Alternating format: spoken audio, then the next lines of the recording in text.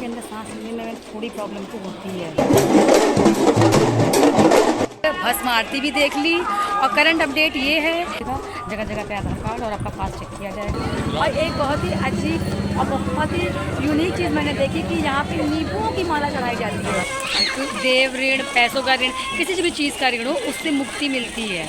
नमस्ते ट्रैवलर्स, मेरी I love my India series के साथ मैं पहुँच गई हूँ उज्जैन, जहाँ मैं आपको भस्म आरती के 2024 के नवंबर के लेटेस्ट अपडेट तो दूंगी, साथ ही साथ महाकालेश्वर ज्योतिर्लिंग के बिल्कुल नए रूप में दर्शन कराऊंगी और ऐसा उज्जैन दिखाऊंगी जो आपने पहले कभी ना देखा हो। तो मेरा सफ़र शुरू होता है महाकाल एक्सप्रेस से।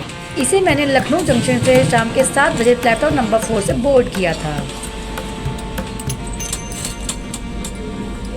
तो गाइस, ये है मेरा बेडिंग। मैंने सेकेंड डे से बुक किया था महाकाल एक्सप्रेस में और लास्ट की 2 सीट है, तो कुछ अगर मैं यहाँ ये कर्टन लगा लूँगी तो बिल्कुल एक कूप जैसा समझ लीजिए फॉर्मेशन हो जाएगा, एक कूप जैसी समझ लीजिए फीलिंग आ रही है। सिर्फ मेरे और मेरे हस्बैंड का बेड है। मम्मी जो है वो साइड वाले बेड पर चली गई है। यहाँ पे बेडिंग मिली, बेडिंग का सामान मिला है और ऐसे एक मिरर है और ये सामान रखने के लिए लगेज के लिए स्टैंड दिए गए हैं। सो गाइस, डिनर करने के बाद हम लोग जैसे देख रहे हैं लेट गए हैं और कानपुर स्टेशन आ गया है, अंधेरा हुआ है इसलिए कुछ खास दिखेगा नहीं। और मैं और साबी तो मस्त अपनी जगह पे आके लेट गए हैं। अब हम लोग जो है सुबह मिलेंगे। अभी हम लोग सुबह जा रहे हैं, बहुत थक गए पूरे दिन से पैकिंग में और इन सब चीज़ों में लगे हुए थे। अब हम लोग इस वीडियो को फिर सुबह रास्ते में खैर कुछ दिखने वाला है नहीं क्योंकि बहुत अंधेरा हो गया है। तो अब हम लोग सुबह मिलते हैं, तब तक के लिए गुड नाइट।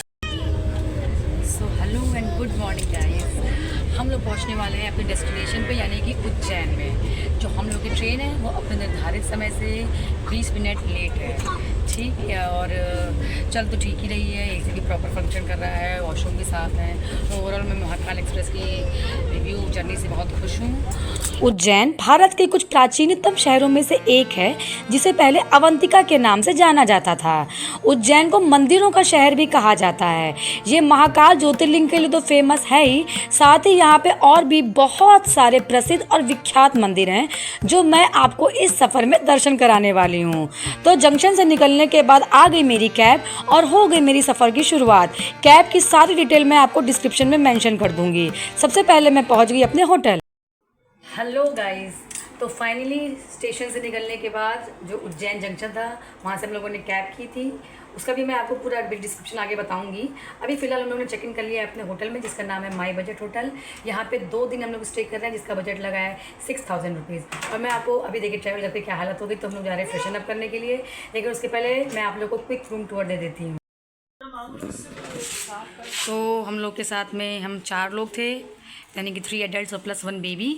तो हम लोगों ने 3 रूम वाला सेट जो है 3 बेडिंग वाला सेट रूम का बुक किया था। और वहाँ पे हम लोग को ये मिला है 2 डबल बेड मिले हैं और 3 रूम के हिसाब से 3 चेयर्स मिली है और टीवी वगैरह जो एक नॉर्मल होता ही है। कबर्ड है ये, इसमें आप अपना सामान रख सकते हो। ये एक वर्किंग डेस्क है जिसमें मैं कभी वर्क नहीं कर पाती हूँ, अपना वीडियो वगैरह एडिट करने का मुझे कभी टाइम नहीं मिलता। और ये एक डबल बेड है और ये एक डबल बेड है। इसके अलावा ये विंडो है, कुछ खास दिख नहीं रहा है यहाँ से। और ऐसे ओवरऑल अच्छा है, मुझे रूम अच्छा लगा। और मेरी सावी आते ही पता नहीं किसको फ़ोन करने में लग गई हैं, बहुत काम है इनके पास। ये देखिए, तब हम लोग फ्रेशन अप होकर के चेंज करके फिर मैं रेडी होकर के आपसे फिर उज्जैन में धर्मशालाओं के साथ ही छोटे बड़े हर तरह के होटल आपको मिल जाएंगे। और मैं यही सजेस्ट करूंगी कि आप पहले से ही बुकिंग करा के यहाँ जाएं। भस्म आरती के लिए ऑनलाइन और ऑफलाइन दोनों तरीके से बुकिंग होती है। ऑनलाइन के लिए 200 रुपये चार्ज देना पड़ता है और ऑफलाइन फ्री रहता है। रात के 11 बजे यहाँ पे लाइन लग जाती है। दर्शन करेंगे महाकाल में, तो मेरे साथ एक बार सब लोग बोलो जय महाकाल। भस्म आरती में शामिल होने की उत्सुकता के साथ मैं भी लग जाती हूँ लाइन में। 12:45 बज रहा है और हम लोग आ गए हैं गेट नंबर 1 पे भस्म आरती के दर्शन के लिए। हम लोगों ने पहले से ही ऑनलाइन जो है टिकट बुक कर रखे थे, तो ऑनलाइन और ऑफलाइन वालों की अलग अलग लाइन लगी है। हम लोग ऑनलाइन वालों की लाइन में आके लग गए हैं।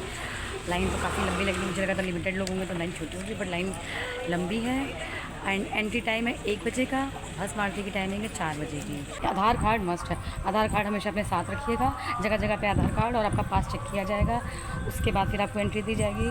अभी हम लोग अंदर जाते हैं, देखते हैं हॉल में जाने को मिलता है, अभी चेकिंग और होती है। गाइस मैंने जो है आज भस्म आरती भी देख ली और करंट अपडेट ये है कि आप भस्म आरती में फ़ोन नहीं ले सकते हो अंदर। अब चोरी छुपे से तो लोग जो है ले जाते हैं, बट मैं नहीं ले गई थी, तो अब भस्म आरती में फ़ोन ले जाना मना हो गया है। भस्म आरती के बाद जब मुझे दशहरे के पावन अवसर पे महाकाल के दर्शन करने को मिले तो मैं उन्हीं में खो गई। मंदिर परिसर में एक प्राचीन कुंड भी है। भगवान श्री राम के कहने पे हनुमान जी ने करोड़ों तीर्थों का जल लाके यहाँ पे डाला था, इसलिए इसको कोटि तीर्थ भी बोलते हैं और इसके प्रमाण के रूप में यहाँ पे एक हनुमान जी की प्रतिमा भी विराजमान है। आक्रमणकारियों से बचाने के लिए ज्योतिर्लिंग के स्थान पर कुछ समय के लिए दूसरा शिवलिंग रख के पूजा की गई, जिसे जूना महाकाल कहते हैं और यह आज भी मंदिर परिसर में मौजूद है। महाकाल मंदिर से निकलने के बाद हम लोग पहुंच गए हैं चिंतामन गणेश मंदिर में। यहाँ पर गणेश भगवान अपने 3 रूपों में विराजमान है। आइए मेरे साथ आप भी उनके दर्शन करें। भगवान गणेश यहाँ 3 रूपों में आपको दर्शन देंगे, जो चिंतामन गणेश, इच्छामन गणेश और सिद्धि विनायक गणेश के रूप में जाने जाते हैं। राजा दशरथ के पिंडदान के बाद भगवान राम यहाँ दर्शन करने आए थे। चिंतामन गणेश मंदिर के से निकल के अब हम लोग पहुँच गए भृतहरि गुफाओं के पास, उसको देखने के लिए। भृतहरि जैसे आपको पता होगा कि वो राजा विक्रमादित्य जी के भाई थे, जो ऋषि हो गए थे, जिन्होंने संन्यास धारण कर लिया था। वो गुफाओं में आ गए थे, ध्यान करने लगे थे, यहीं रहने लगे थे। दिन गुरु गोरखनाथ राजा भृतहरि के दरबार पहुंचे और अपनी सेवा से प्रसन्न होकर उन्होंने राजा को एक ऐसा फल दिया जिसे खाने से आप हमेशा जवान, युवा और शक्तिशाली बने रहेंगे। ये फल राजा ने अपनी पत्नी पिंगला को दिया। पिंगला ने उसे राज्य के कोतवाल को दे दिया, जो उसने अपनी प्रेमिका को दे दिया, जिसने उसे वापस राजा को दे दिया। रहस्य खुलने पर राजा को अपनी पत्नी के विश्वासघात का एहसास हुआ, तो उन्होंने तुरंत वैराग्य धारण कर लिया और अपना पूरा राज्य विक्रमादित्य को सौंप दिया। वो क्षिप्रा नदी के तट पर एक गुफा में तपस्या करने चले गए और यहीं पे महान राजा तपस्वी बन गए और 12 वर्षों तक तप किया, जिसे आज हम लोग भृतहरि की गुफाओं के रूप में जानते हैं। माना जाता है कि ये गुफाएं 12 साल के स्वनिर्वासन के दौरान उनका निवास स्थान थीं। ये गुफाएं कई कक्षों में विभाजित हैं, जिनमें से प्रत्येक अपने भीतर अपने रहस्य और कहानियां समेटे हुए हैं। दूसरी गुफा के अंतिम छोर पर जब आप पहुंचेंगे तो वहां आपको महादेव की एक शिवलिंग दिखेगी। ये वही शिवलिंग है जिसकी रोज भृतहरि जी पूजा किया करते थे। मैंने जो एक्सपीरियंस किया इन गुफाओं में आके, वो मैं शब्दों में आपको बिल्कुल नहीं बता सकती। इन गुफाओं से तो मुझे अतीत में झांकने का मौका मिला। गुफा के अंदर सांस लेने में थोड़ी प्रॉब्लम तो होती है, वो बहुत कंजेस्टेड है और बहुत ही लो लेवल पे है। तो जब लोग घुसते हैं उसमें तो मेंशन है कि 50 लोग ही घुस सकते हैं, मुझे लगता है 50 लोग साथ ही में घुसते भी होंगे, मगर वहाँ से जाके और आने में थोड़ा सा सफोकेशन वाली फीलिंग आती है।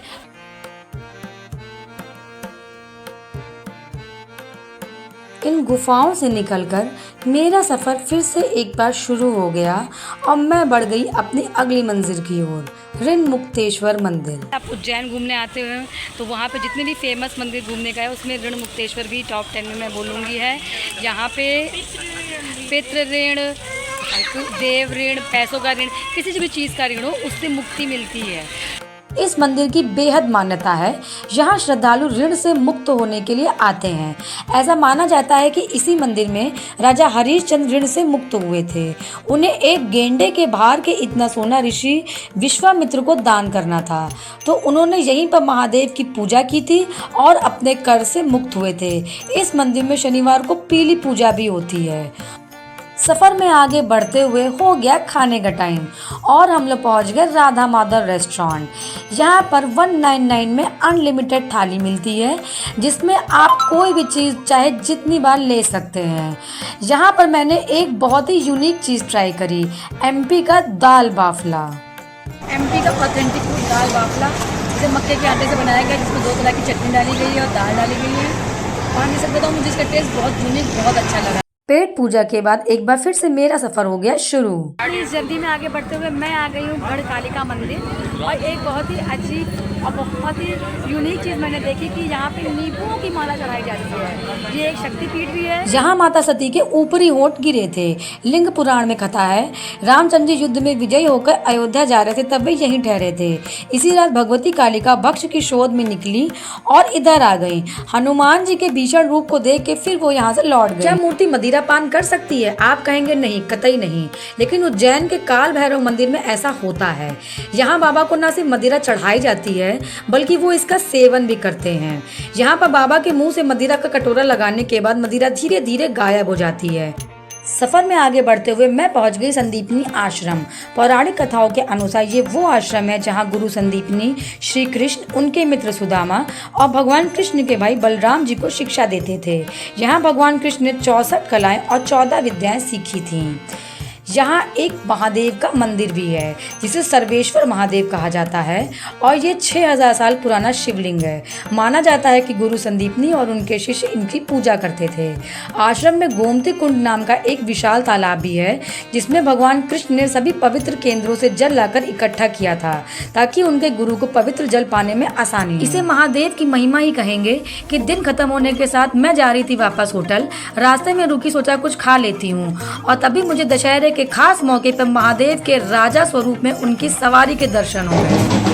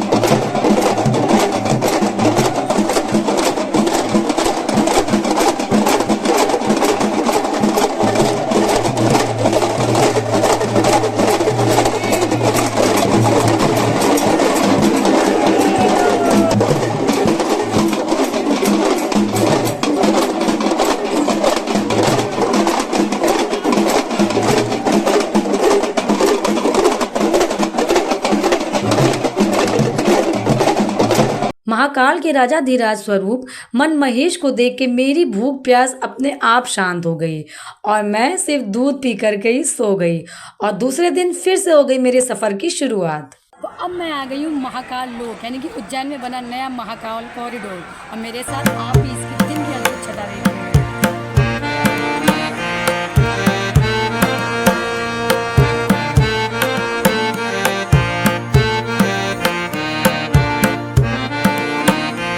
महाकाल के तो दर्शन हो गए, अब हम लोग बढ़ते हैं उनके परिवार के दर्शन करने के लिए। तो मैं आई हूँ बड़े गणेश जी के मंदिर में दर्शन करने के। इस मंदिर की सबसे खास बात यह है कि यहाँ पर जो गणेश जी की मूर्ति है वो विश्व की सबसे ऊंची प्रतिमाओं में से एक है और यह मसालों से बनी है। मंदिर के अंदर एक शिवलिंग है जो 90 वर्ष पुराना है, साथ ही एक 100 वर्ष पुरानी हनुमान जी की अष्टधातु की मूर्ति भी है। फिर मैं पहुंच गई हरसिद्धि माता मंदिर। माता सिद्धि की कोहनी गिरी होने के कारण ये 51 शक्तिपीठों में से एक है। लोक कथाओं के मुताबिक राजा विक्रमादित्य ने 12 बार अपने सिर की बलि दी थी। 11 बार तो सर वापस आ जाते पर 12वीं बार में नहीं आया और यहीं से उनके शासन का अंत माना जाता है। फिर मैं पहुंच गई अपने सफर के आखिरी पड़ाव यानी कि गोपाल मंदिर में। इस मंदिर को द्वारकाधीश मंदिर भी कहा जाता है और ये भगवान श्री कृष्ण को समर्पित है। ये मंदिर मराठा शैली में बना है जिसमें कृष्ण की 2 फीट ऊंची मूर्ति है जो चांदी के लेपित संगमरमर से बनी हुई है।